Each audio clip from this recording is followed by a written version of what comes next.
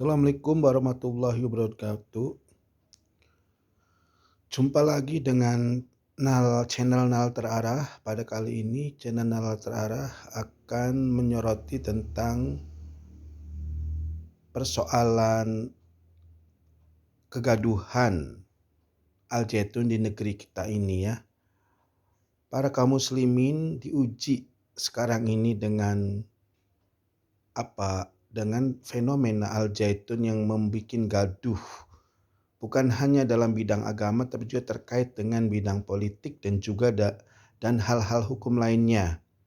Nah, jadi kita sebagai umat Islam, kita harus dewasa. Sekalipun kita melakukan demo, maka bukan untuk anarkis, tapi kita dekati untuk islah, untuk diadvokasi ketika ditemukan adanya kesesatan. Dan ketika sudah diadvokasi ternyata mereka masih membuat gaduh, maka kita serahkan kepada yang berwajib untuk diproses sebagai apa? Sebagai cara penyelesaian hukum. Karena apa?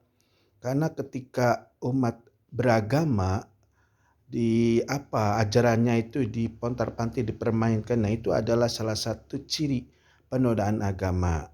Nah, jadi walaupun misalnya kita merasa bahwa kita punya orang Islam itu misalnya punya kekuatan ijtihad, tapi kalau ijtihadnya tidak berdasar pada ketentuan syar'i, maka itu bukan ijtihad yang dikehendaki Allah, tapi adalah berpikir semaunya udel, atau dia berpikirnya pakai emosi dan tidak pakai dasar ilmu syariah yang diajarkan oleh Allah. Setiap orang bisa berbuat apapun sesuai kehendak hati dan kehendak pikirannya, tapi ketika membacakan atau menerjemahkan agama harus mengacu dasar syar'inya jelas dari Al-Quran dan hadis. Jadi tidak boleh kita semaunya udel. Kenapa? Karena kebenaran dalam agama itu kebenaran berdasarkan wahyu. Nah, sedangkan kebenaran berdasarkan pikiran itu relatif sekali, bahkan secara logika tidak masuk kategori kebenaran, cuma halusinasi perasaan. Nah, ini yang harus kita waspadai dan kita harus sikapi ketika ada orang seolah-olah mengungkapkan tentang ijtihad agama, padahal dia itu adalah kebencian atau ketidakmauan untuk menjalankan syariah Islam, sehingga dia mengatasnamakan bahwa ini adalah pembaharuan. Nah, dianggap pemikiran-pemikiran sudah mainstream, dianggap kuno. Nah, ini yang seringkali keliru. Oleh karenanya mari kita tegakkan keadilan atau ijtihad di kalangan umat muslim ini dengan tidak mengubah dasar-dasar syar'i yang telah difirmankan Allah dalam Al-Quran dan juga hal hadis.